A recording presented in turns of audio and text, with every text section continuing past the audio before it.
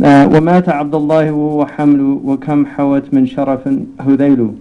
So he says Abdullah died while the Prophet ﷺ was in utero, so the Prophet was still in his mother's womb when Abdullah died, and he died, he got a fever. He actually, they had a very short honeymoon, and then he went to on a trip and died from his fever. And then وَكَمْ حَوَتْ مِنْ شَرَفٍ هُذَيْلُ, and what honor the clan of Hudayl obtained. لَمَّا غَدَتْ بِنْتُهُمُ السَّعْدِيَّةِ مِنْ أُمَّهَاتِ أَشْرَفِ الْبَرِيَّةِ, as a result of their daughter, the Sa'diyah. So Banu Sa'd is really very close to here, and there's still Sa'di people. There's Banu Sa'd are here. We were just, our driver last night was from Banu Sa'd. So there's still, the tribes are here, and that tribe will be honored as long as there's Muslims, because, and he said, I'm from Halima Sa'diya's tribe, like he knows that that's his ancestors' tribe. So that's exactly what he's saying here.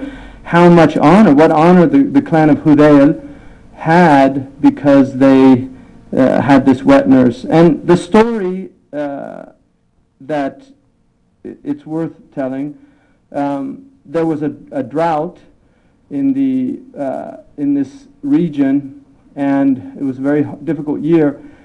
The Banu Sa'd were Bedouin, and the Bedouin were noted first of all for their language. So they had a very high language. It was very pure Arabic, and also the number of words that they used was greater than the words that they used in the city. What you'll note when you get into Arabic, if you ever see the desert Arabs when they relate hadiths, they're very different from the other hadiths. They're actually very complicated. Halima Sa'diya's hadiths, you need a dictionary. If you look at the hadiths that she relates, she uses words that are just not commonly used, but that was their language.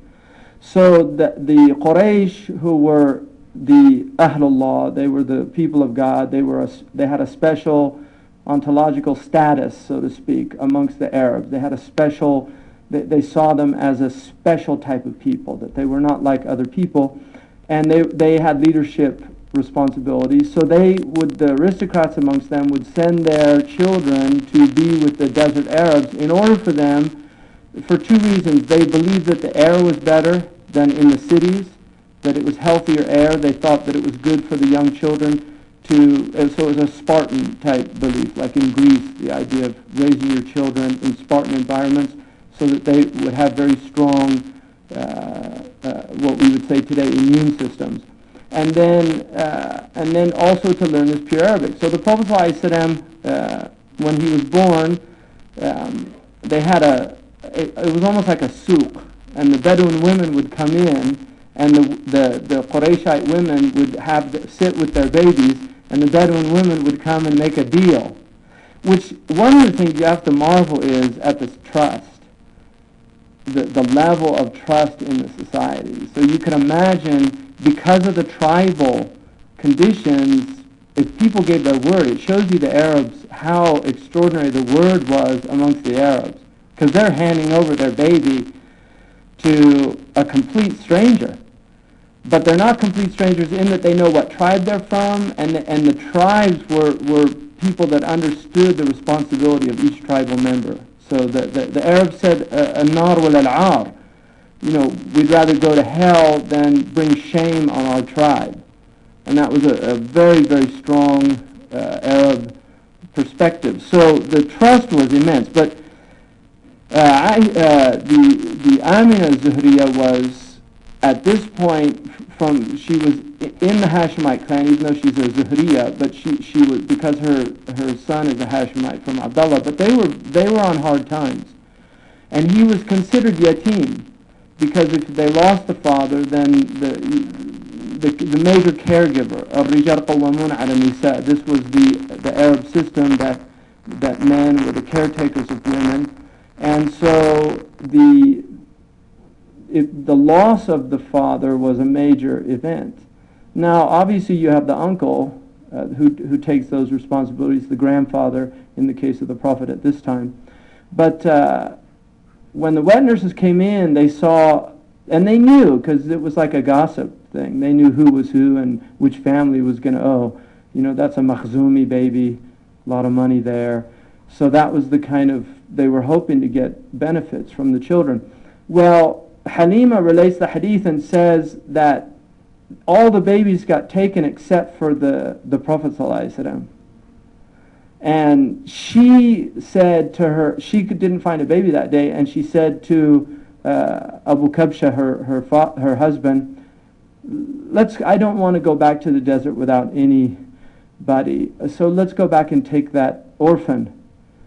And so she went back. And what's interesting, on the way, her donkey was really wasted. It was a female donkey, Atan, and it was very weak, and she was the last with the women were riding the donkeys, and she was the last because her donkey was so slow. And so she goes, and she comes and she said the Prophet ﷺ was sleeping on a green blanket, and she could hear his snoring, she said. And she made the deal with Amina, and she took the baby, and she said that right when she took the baby, she could feel the milk in her breasts.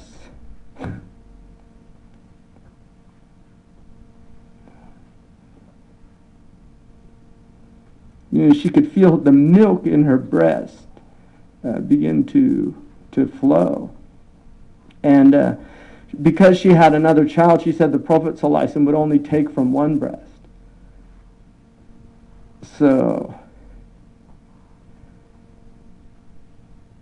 So then when she gets on her donkey to go back, suddenly the donkey's got all this energy. And she said it was riding ahead of all the other donkeys. And she said, the other women said, Halima, did you get a new donkey in Mecca? She said, no. And they said, well, what happened to your donkey? Where did it get all that energy? But that's the reality of the Prophet ﷺ, is that everything was aware of, even the stones. Some of the Sahaba had the unveilings, and they heard the stones greeting him. So these are real events, that real human beings that happen to people. But when she gets back that night, when when Abu Kabsha went out to milk the sheep, all udders were full. And he brings in, they said it was the first time that they'd went to bed full for a long time. And he said to her, you've brought a nasama mubarakah. This is a blessed soul you've brought into our house. So they connected, they could see the connection between what was happening. And then when they would send the animals to graze despite the drought, they would come back with their udders full. And so the other Sadis would say to their shepherds, go follow the animals of Abu Kabsha, to see where they're... But it wasn't about the physical, it was about the barakah. And that's the secret of barakah, because barakah is where a little something that has a little bit of barakah has the same result of something that there's a lot of. A little with barakah is better than a lot without barakah. So you can eat a little bit of food. If it has barakah, you feel satiated, and you'll get more nutrition from the food. Whereas food that doesn't have barakah, you can eat a lot of it and you don't feel satiated, and it doesn't have the same effect on the body. So لما غدت بنتهم السعدية من أمهات أشرف البرية وكم رأت له من الآيات حليمة منها الدرور الشاتي. So how many clear signs did Halima see from him? Among them was the excessive flow of her sheep's milk, but also her own breast milk. وشق صدر أكرم الأنام وهو ابن عامين وسدس عامي. And the noblest of humanity's chest was split when his age reached 2 years and 2 months. He was playing, and so this would be, he would be walking and probably talking. some children, precocious children, start talking by that age. They're talking, but he would definitely have been walking. So he was playing with his brothers and sisters in the rada'ah, and two angels appeared and they fled. And the angels took and split his chest in the riwayah, and opened it and took the heart and put it in a tas, which is like a bowl that had ice in it, and then they poured over it Zamzam. Now, to me, what's very, very amazing about that hadith is that if anybody's ever seen an open heart surgery, one of the things that they do is they put the heart, a transplant, they keep the heart on ice, because the ice slows down the metabolic rate of the heart. So, and then they pour over what they call a cryonic solution, which is a very cold water that has a lot of potassium and sodium in it to the electrolytes that are needed for the anabolic-catabolic exchange going on. So the description is very similar to the description of a modern day heart surgery.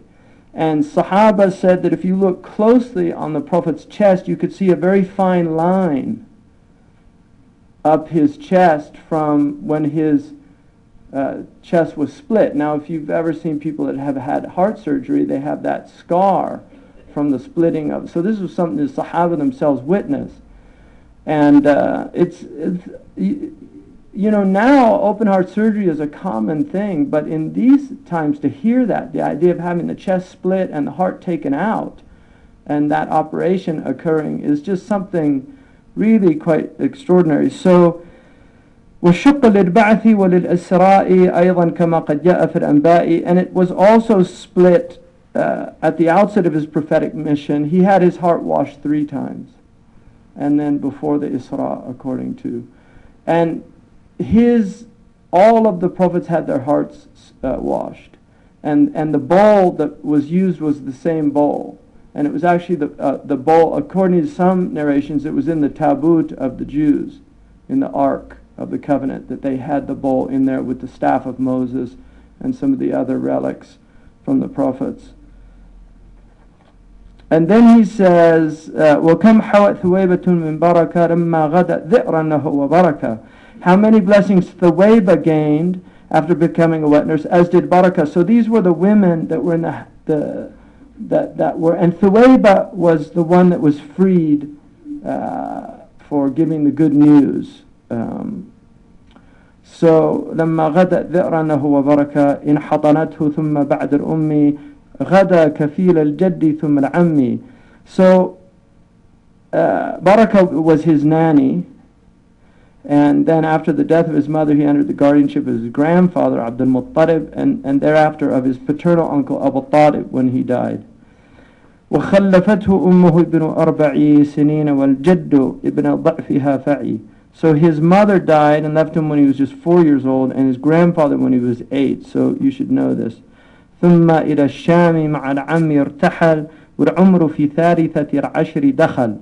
And he then traveled with his uncle to Syria. After that, after he had entered his 13th year. Now,